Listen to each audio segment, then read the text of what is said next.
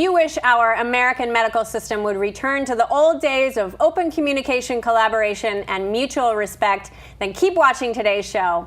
Hi, I'm Maseda, your host of Woman2Woman Today, where we talk to inspiring women who are helping other women reach their goals and are changing traditional industries and roles in a positive way.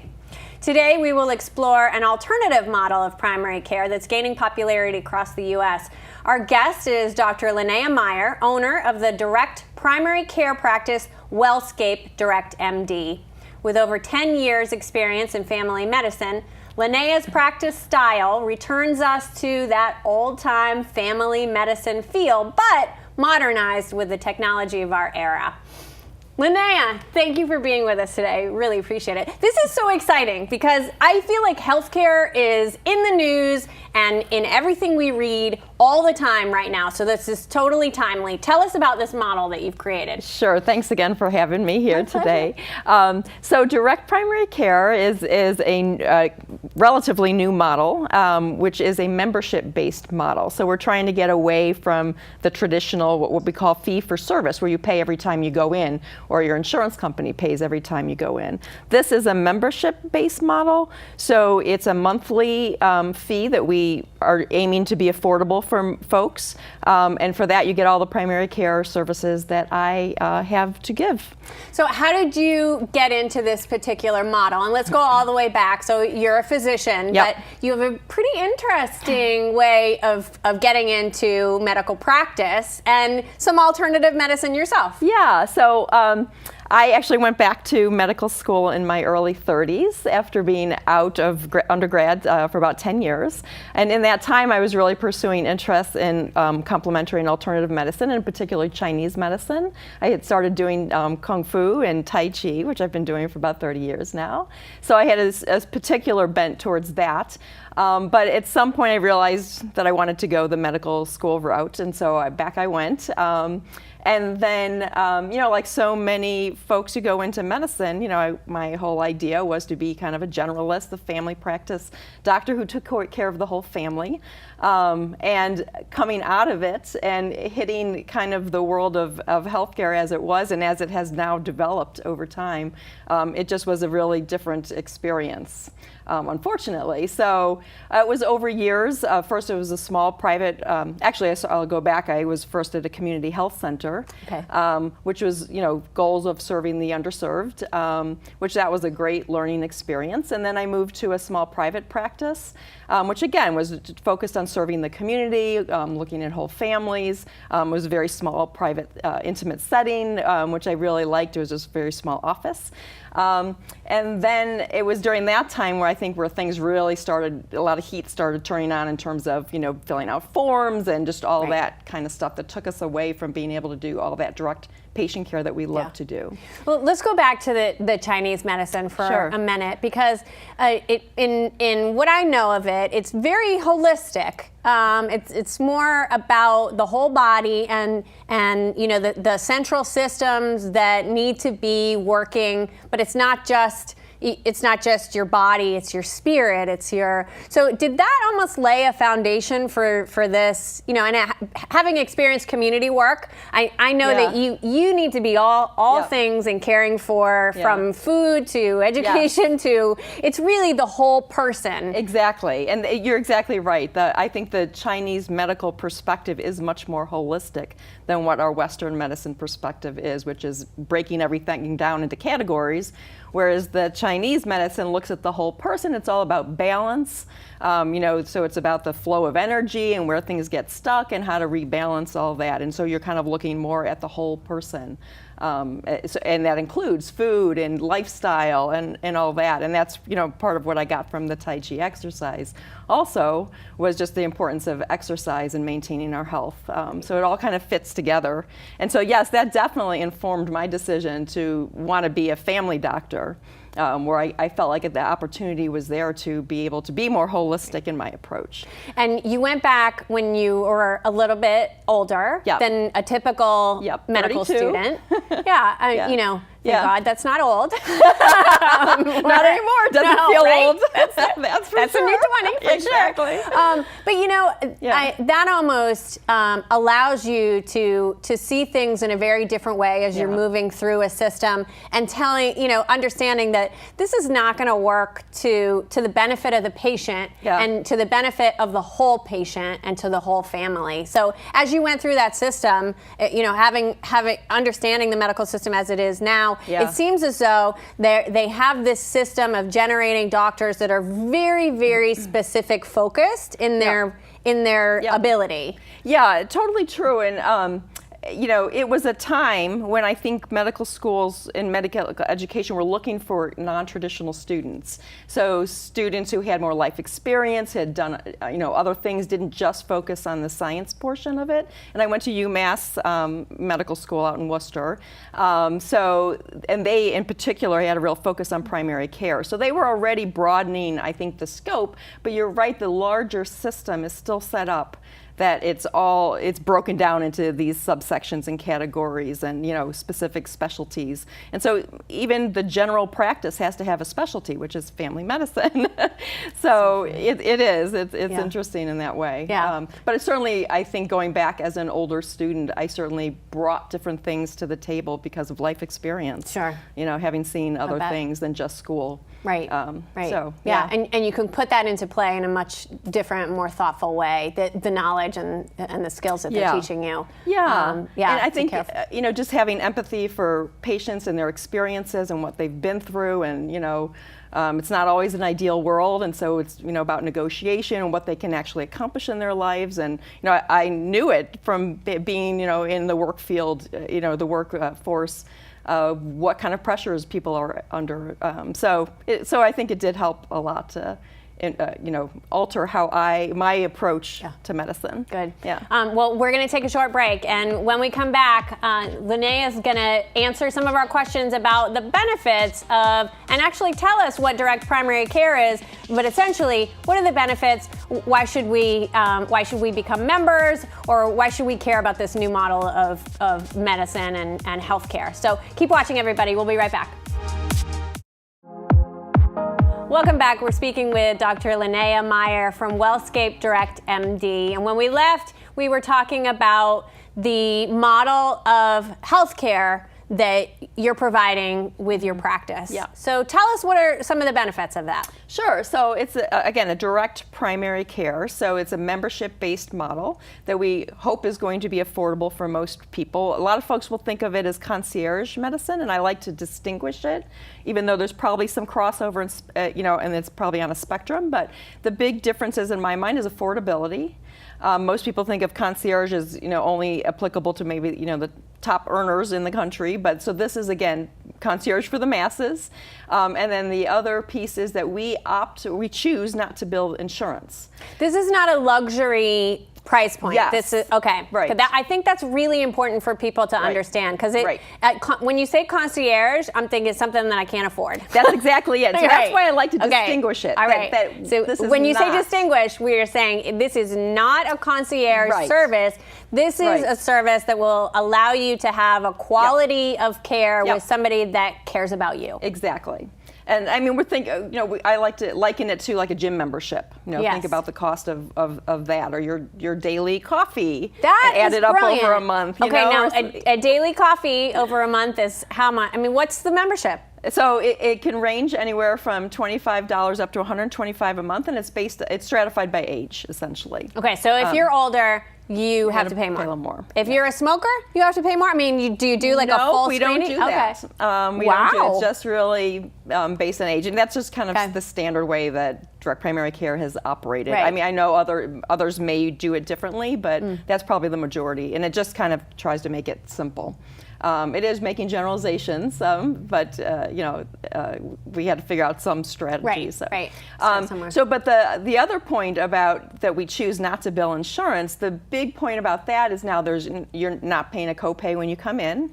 We're not billing anything we do to the insurance company. So essentially, we're kicking them out of the exam room. So now it's back down to you and me, and we can focus back on what the patient needs. Yeah. And we still do. Yeah, right. Go ahead. And this is so critical, I think, because the amount of dollars that we spend on the administration of paperwork can run a third world country in the United States. I mean, it's crazy, this huge amount of dollars. So you're saying we're eliminating that process altogether. And the second point in that, not only are you now not paying for administrative costs, but now you're also getting somebody that cares about the service that you need, not the numbers that they need to get in order to get reimbursed on something else. That's it, exactly. So we're not playing that game anymore. Brilliant. We're just stepping outside that whole system and saying, let's keep this direct between you and me, hence direct primary care.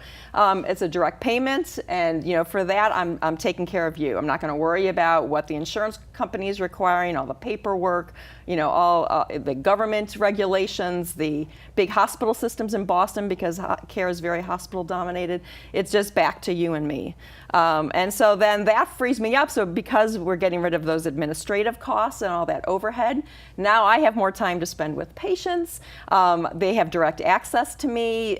We are no longer confined to having patients just come in for a face-to-face visit, because in the fee-for-service insurance-based model, that's the only way doctors get paid. But most of my patients contact me through a secure text messaging system. Right. So they'll just text message me, hey, I got this insect bite. I have a patient who's overseas right now and texted me, look at my skin. They sent me a little photo, and I said what I thought. And so it just opens up the doors for connection, and for a deeper relationship that can be formed between the patient and the physician. And I would say quality too, because fee for service, whether you do a knee replacement and it works out well, or you do a knee replacement and it works out really poorly, you're still going to get paid. So it's not really incentivizing good doctors to be the best that they can be. That's true. And overall, I'd say the larger healthcare system now, that traditional system, is transitioning over from the fee-for-service to more the value-based payment model. So that is happening right now because of those very points. But this is going a step further and just saying, we're not going to play those games. And it does allow us to individualize, healthcare, which is what it should be, because we're all individuals, right? Absolutely. So we have these guidelines, and these evidence-based guidelines, which of course we want to adhere to as much as possible. But again, you have to put each individual in the context of that, because they are just guidelines. They're not hard and fast rules. But most of the time, you don't have time. In the traditional system, you don't have time to, ask a patient's perspective on, well, how do you feel about this? Or, this is the possible outcomes. How would you feel about each of those outcomes? And that might influence what we choose to do in this situation. So, and back to the Chinese medicine as well, what else is happening in your life that we can sit here for more than 5 minutes and try to discover together? Exactly. That makes a huge difference. When before we even started taping, I was telling you that when I was a kid, we had, the whole neighborhood had this one doctor. And, to me at 5, he was like an ancient man. Obviously not. He's probably like 32. Right.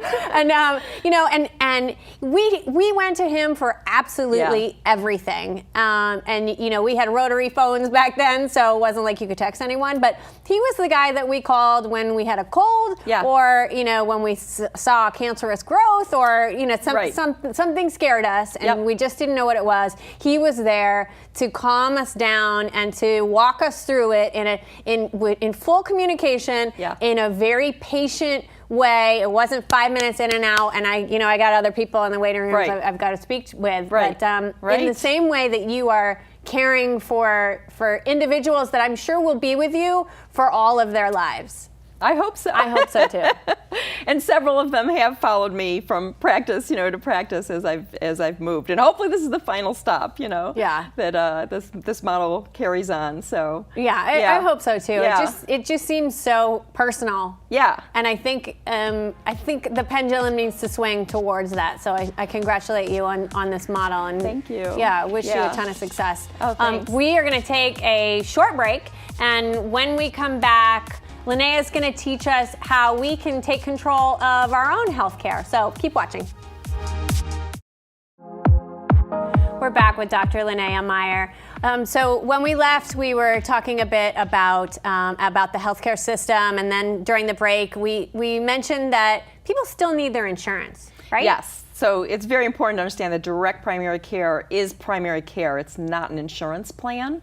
And so that we take care of primary care needs, and direct primary cares across the nation will offer different things. And that's the great thing about the model also, is that each physician can figure out what their strengths are. Mine, again, more holistic, and others may focus on other things. But the other piece is emergency care, specialty care.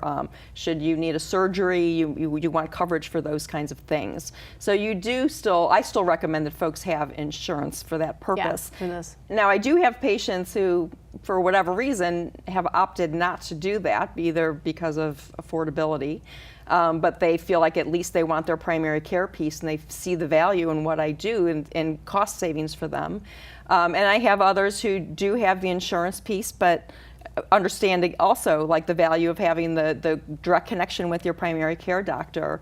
And nowadays, with the insurance plans having higher and higher deductibles and higher copays, the fact that they don't have to pay a copay when they come in their office, and that there's other ways that I help to save money if they feel like there's no way they're going to reach their $2,000 or $4,000 deductible. I have other cost-saving measures if they just need some simple lab tests.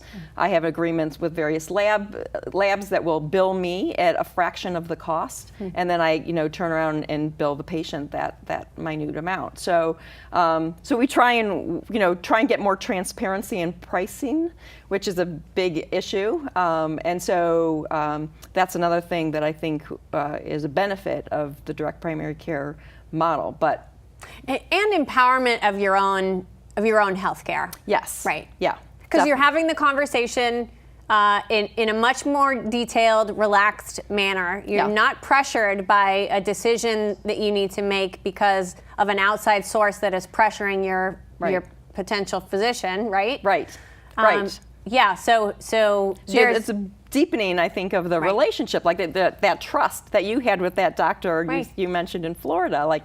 That's the doctor you went to because you trusted him and knew he was going to do right by you. And I think that's what the feel that we're trying to get back to, that old-fashioned feel. And so patients have more input. They have more time with us, so we have more time to educate and to talk about, again, their value systems, what they believe in, and try and figure out the best course for them to address their healthcare needs. Sometimes it's a medication, sometimes it's let's try diet and exercise, and here's how we can do it. And I have different kinds of apps that we can do for that patients can kind of track their blood pressures, they can make an alteration in their diet, and we can see what kind of effect that might have on their blood pressure.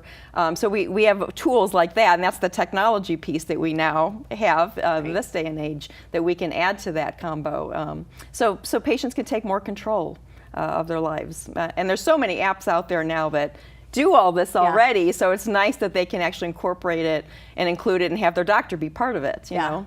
That's exciting. Yeah. Yeah. And the population that comes to you, you said, is varied. I mean, it's wide range. Yes. But tell us some of the threads that are similar. Yes. So I have people coming to it because they aren't getting the care they feel like they need in the traditional system. So folks who have complicated medical issues, who have a lot of medical issues, who have undiagnosed diseases that nobody has the time to really sit down and delve into and figure out. Some of those folks are on disability. Some of them, do have various other insurance plans, are barely hanging on, but they know what they're missing, that piece with the primary care. A lot of them have become their own primary care physicians in the fact that they have kind of taken charge and have become their own quarterbacks, which is not the ideal situation. They do a great job, but it's always better to, I think, to have someone who can help point them in direction. So that's one segment, I think, that really benefits from direct primary care. And then there's other folks who just want the convenience. And so they know that they can get a hold of me, whether they're, traveling, in another country, in another part of the United States, or, just whenever they need me. So I think that's the other segment that really this appeals to, is the convenience part. And then, the last segment, and I think this goes across the board, is just, again, that value of having a doctor who knows you and who is there for you. So I have no office staff, for instance. So it's a direct connection with me. So when they need something, they know they're going to get me. It's no, office staff playing interference or, putting the roadblock up. Right. No, the doctor. Scheduling. Yes, exactly. Right. Or being punted off to a different practitioner who's not your primary care doctor. Right. Which it doesn't know the full story of your history. Right. Or saying, your doctor's available in a month from now, when you're having an acute issue. Like, what good does that do? So that doesn't help. Yeah. So I usually can get folks in within a day or two of when they need to. And if, often things can just get taken care of on the phone, or again through text messaging, or even a video chat if folks are living a distance away. And that's the other thing. I have folks who are in Western Mass and Gloucester. Distance becomes less of an issue. Right. Because of all this technology, but but they still value the model and the relationship that we've developed over the years. So, did that answer your question? Oh, absolutely. That makes complete sense. Who are you not? Who doesn't know enough about the healthcare system that they don't know that you exist? I think, so we were talking earlier that it's becoming more well-known, I think, across the United States. New England always seems to be kind of the last to get the information. Which is so amazing. I know, to ironic. Me. I know. Right. With the cutting amount edge. of the amount of technology and direction that we've gone in medicine. New England's somehow traditional in certain ways. They're steeped in their traditions. Sure. But there's more and more doctors doing it now. So I think the awareness is going to, especially with the state of healthcare as it is right now and the uncertainty of where it's going on a national and state by state level. So I think the word is getting out there more and more. And I think one of the hardest things that we deal with is the actual insurance piece, that a lot of folks now are just so accustomed to having their insurance card, thinking it's going to cover everything. Right. It's like their free card, without sometimes always realizing, well, how much am I actually paying for this on a month to month? Or if I'm only paying a portion, how much is my employer also paying for this? And then having higher and higher co-pays when you go in the office, and these high deductible plans, which most people are ending up on because they can't afford the premiums otherwise. You just touched on something with corporations. So businesses spend a lot of money on healthcare to support their employers and provide that level of subsidy. So is this going to potentially change, or does it already? Working for big corporations, in my experience, they're paying for a counselor on site. Is this something that they're thinking about doing too, and is it already happening? It is already happening, and we're trying to get the word out there to employers as well, because a lot of them could potentially save a lot of money on this, right? Because this is a flat fee. It helps to save money. You're not submitting primary care bills to the insurance company, so it's hopefully keeping future rates for that insurance piece at a more stable level year to year. And then a lot of them will choose to become partially self-insured. So they're taking that piece on themselves, and the combination of that with a direct primary care practice can actually potentially save them a lot of money. So we are trying to focus on employers and trying to get the word out there that this may be a really viable option for them. You reach so many more people that way as well. And you touched on something else, just quickly, because we're going to wrap up soon. But this has been such an eye-opening experience, I think, that this model exists, and I think it's going to shake things up enough that people are going to have to start paying attention that your consumer and your customer wants something different, and if you don't shift that, they're going to find a model that they do like, and just watch out. And that's what we're hoping for. We're hoping that this is the kind of innovation that we really need for the overall healthcare system to bring down costs and yet still have high quality care. Yeah, and you said a little while ago that people are advocating for themselves, and I feel as though if you don't have the knowledge and the sense of of ability to walk into, like, you're not intimidated when you walk into a doctor's office or a hospital, let's say. You ask for what you want and you say, there are not many people that are doing that. I feel as though it's such like this unknown, you're not really sure what's going to happen. And you don't. These people know, so I'm not going to question them. You know, they've got their lab coats on, so everybody, you know, everybody's a genius in here. I think that doesn't happen enough, that people are advocating for themselves. And then when they do try to learn, they're going on Google and they're finding misinformation that empowers them potentially in a very frightening way with knowledge that is potentially not accurate. Not everything you read on the internet is true. Is true. Right. So, you know, this system allows for people to not necessarily step away as their own advocate, but to find someone else that will guide them in a way that makes sense for them and will empower them to make their decision.